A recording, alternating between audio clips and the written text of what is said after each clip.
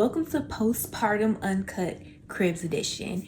It's your girl Chelsea, and we are back this week to take you into our homes and show you guys how we have baby-proofed our houses as best as possible to keep our toddlers safe.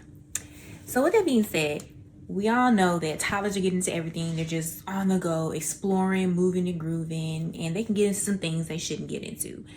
And we as parents, we have our moments of being distracted. We are human. We had lives before these little people got here. And whether you were just trying to cook dinner, maybe you run a side business and you're trying to take care of some inventory stuff, maybe you're just trying to pay the utility bill to keep the lights on in your house. Whatever the situation is, sometimes we just need the extra buffer of a couple of seconds so we can take care of life and know that our toddler should be safe. So with that being said, I am going to show you what I have done in my home to try to keep baby girl as safe as possible and to give me a little bit more peace of mind when my eyes are literally not on her. So without further ado, let's go. Okay guys, so moving on to the living room entry. So obviously this is a step down. If you can't tell, it's a step down from this level to the living room. Dangerous.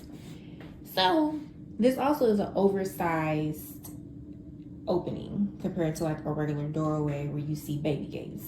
So have no fear. They do have oversized gates that are longer than normal to fit areas such as this. This gate has a little clasp right here. You literally push down, pull back, and it opens up. So it's like a double feature. So even if she's sitting here like pressing on it, she still has to pull back and pull it. And it does go both ways. As you see, there's a little resistance for me even trying to open it up. So it's pretty safe. This gate has withstood her ramming her walker into it. It's still standing. It's very durable. Like as you see, it doesn't just completely just like move and sway. So I would highly recommend this gate for any oversized entryways you may have. So moving on to the living room. As you can see, it's just it's toys everywhere, guys. Oh my goodness. But this playpen has really saved me. She did not fool with it at first when I first got it up. I guess she just had to get acclimated to it. And now when I put her in it, because I have her little ball pit in here, it came with the little squishy mat so that it's a little comfortable. I've even laid her down here in the playpen for short naps, and she's done okay with it too. But it has like a little door that zips closed and opens up. So I could make sure she's really like locked in here, can't get out. But she really likes this playpen. It's very nifty because I have an open concept kitchen living room. So when I'm in the kitchen cooking, I can look right over here and see what she's doing. Playpen's right here.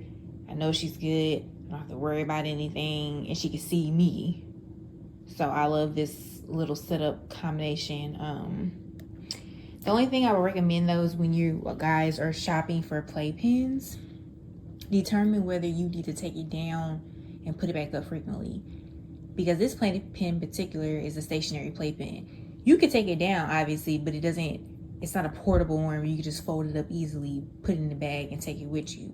This one actually would take me a bit to take it down, all the different parts, and then put it back up would be a hassle.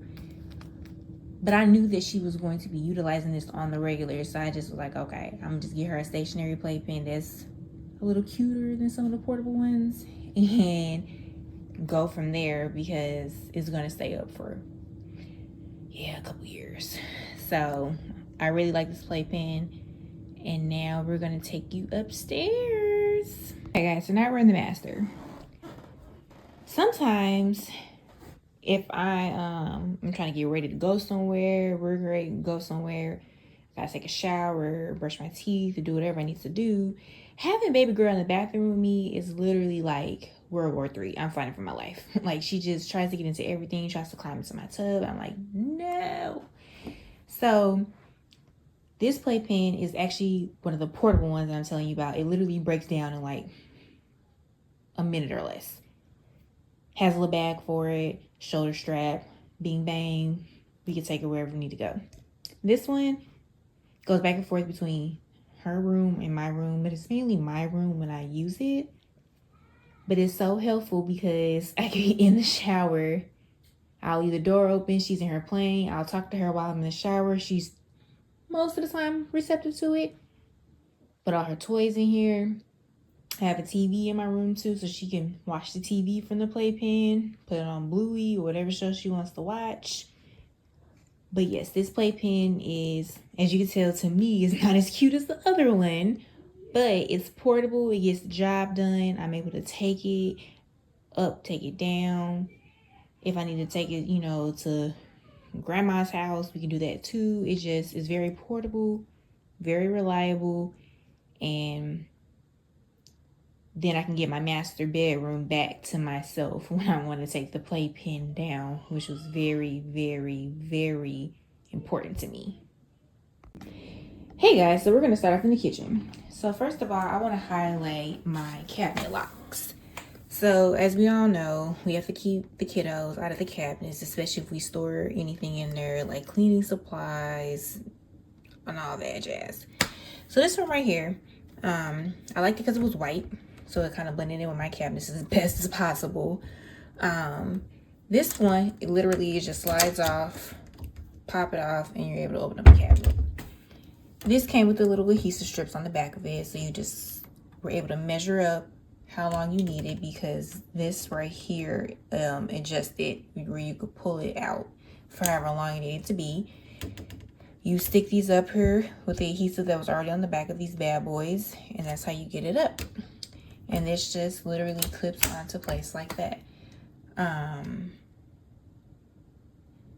So I thought these were helpful for this type of cabinet. And then over here, it was needed because there was only the one handle.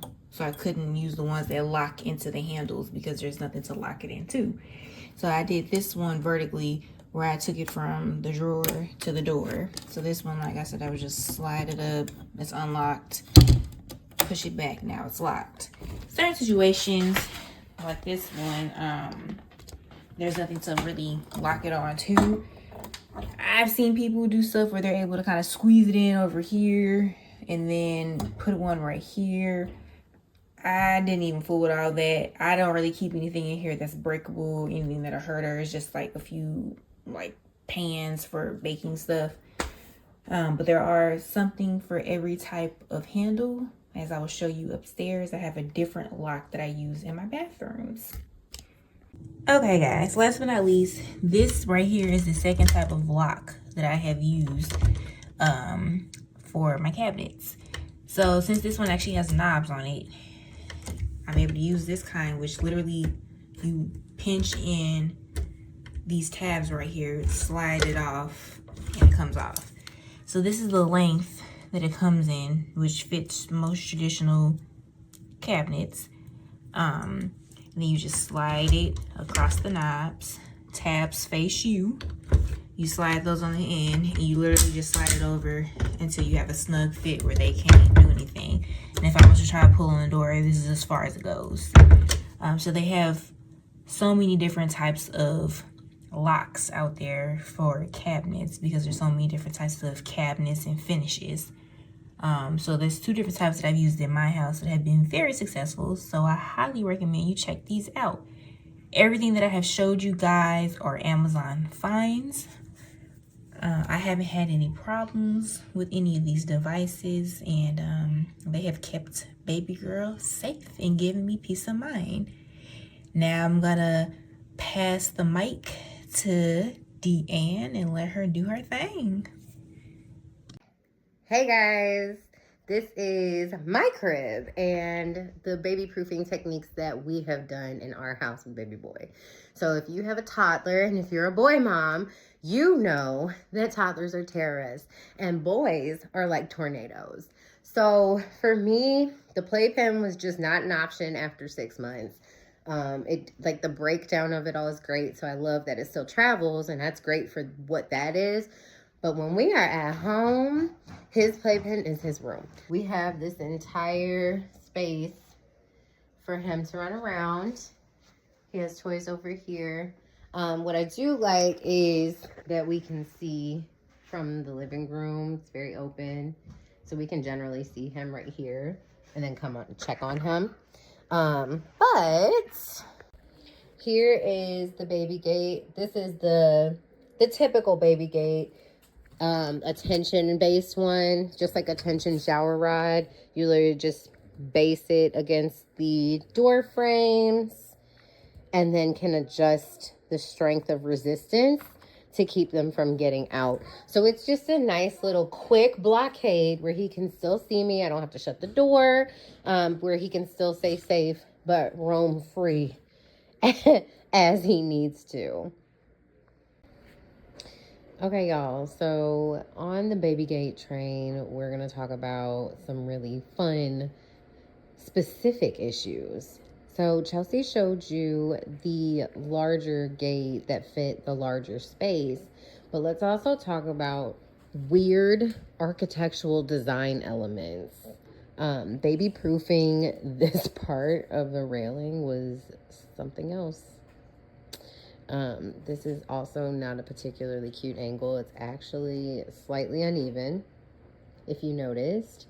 So shout out to our super dad, because although this gave him a lot of grief, he did that. And our son did not fall down the steps. So yay. So we do have this latch here. Unfortunately, he also knows the sound of the gate, so I try not to make that noise too much when he's asleep. But I have to show y'all how it works. It's actually so baby proof that adults often can't get out either when they first come over. And you can see that we have another one, 2 baby gates at the top and bottom of the steps, which is not doable in every house because of weird stuff like this. Live and in action, we have the bottom baby gates, which was very much so more easily installed than the one upstairs because of the 2 drywalls on the side. So that's what I'm saying when I say, like, pay attention to the architectural design of your house. That can affect how you baby proof. Get your little foot out of the gate, sir. Someone doesn't really like boundaries, but someone is also now safe. As I mentioned before, my son is a terrorist. So we literally, when he is upstairs and I'm not like cleaning, doing dishes or anything like that, we typically shut the bathroom door and the bedroom door. And then baby boy has all this free reign to go from his room and into our open living room space, which is great because I swear he has one speed and it's run. And it's really hard to constantly worry about where he's at and what he's doing and what he's getting into. So baby proofing isn't just for their safety, y'all, it's for your peace of mind. So we literally just shut all the doors that we don't want him to have access to, and he has a pretty open space to run around during the day. Don't forget that I'm a stay-at-home mom, so we're at home a lot, and so I do try to give him a little bit more freedom for the sense that, like, it's getting colder, we can't run outside, he's gonna have more open space. So I've just refrained from any type of decorating, anything that I want to do, just to let him get through this stage before he breaks anything or hurts himself. What I also love about this gate, like, I think everyone should just have one of these in general, but like sometimes we will prop the gate up here. It does expand to each side. We'll prop the gate up. It has to go a little higher over the crown molding, which is great unless you're short. I just barely make the cut. But what we'll do sometimes is we'll put it right here and leave the doors to, like, maybe the bedroom open at nighttime, because he'll try to go back and forth between our bedroom and his. And in order to get him to wind down for the night, we have to keep him away from everything. So we try to let it be like this is our nighttime domain. So that way when I get up, I can go to the bathroom without having to climb over a gate. But I also don't have to worry about him running around out here. It's just a helpful part of our nighttime routine too. So I always recommend one of these. My mom had one of these when we were growing up. Great for kids and dogs, honestly. And it's movable. So that's what I do like about it. The hard thing, the only thing about gates like that is that they don't necessarily work for every part of your house. So that is why it's important to kind of explore all the options and look at your home ahead of time before you start baby proofing and see like what are the potential hazards and get the measurements, look very closely at how the stuff is applied, how to install it. That way you're not buying things that aren't compatible with your home, because that does happen when it comes to baby proofing. Okay, so one of the real reasons I hate baby proofing is simply because it's freaking ugly. Like, I really liked this coffee table when we bought it. It's the kind that lifts up into like a desk or a table, and has additional storage inside. So only problem is that my son has no regard for where he throws his head around. So these became particularly helpful when he was going through the awkward stage of figuring out how to maneuver his body. So they are sticky. They're supposed to be furniture safe. I hope so. But his life and safety was more important. So I went ahead and let Dad put these fat corner cushions on here. So they are really, really good at what they do. Highly recommend these for any corners that you have. I just think baby proofing is ugly. I hate it. But I love what it does to protect our son. So investing in some corner pads. They have like gel kind too, but honestly, I like these better. They're much more cushy and shock absorbent. And I'm not gonna lie, black looks way better than some of the other colors that they've had or the other designs that they've had. So you can hardly even tell that it's not part of the table. Okay, the real bane of my existence is the cabinets. And as you can see, my kitchen is not necessarily like Chelsea's with the handles. Like, I don't have any handles on my cabinets.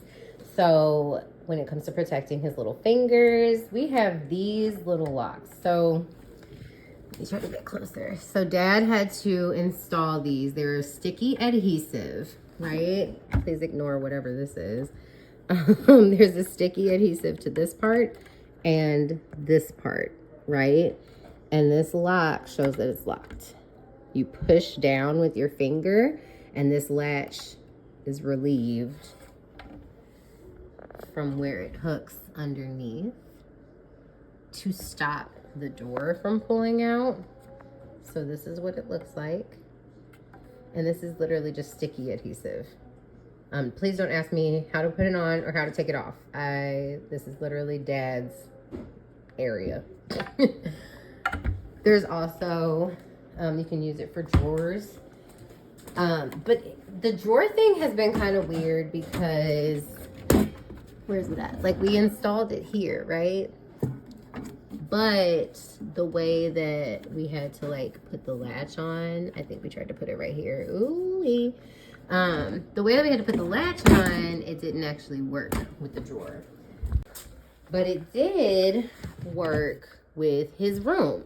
So again, it just depends on your type of drawer. Now, we could have used the sticky kind. We have bought those, the sticky kind that stick here and here and like latch, and then you have to push it to take it off. I'm not a fan of those because I really don't know if it will mess up our cabinets or not. At least not the outside. So we have it in his room, and it literally stops the drawers from sliding out to where he can't open them all the way. Lastly, the most basic form of baby proofing is the outlet cover protectors. So I like ours. We have them literally in every corner every outlet that is not occupied, and every outlet that has a cord is probably out of reach.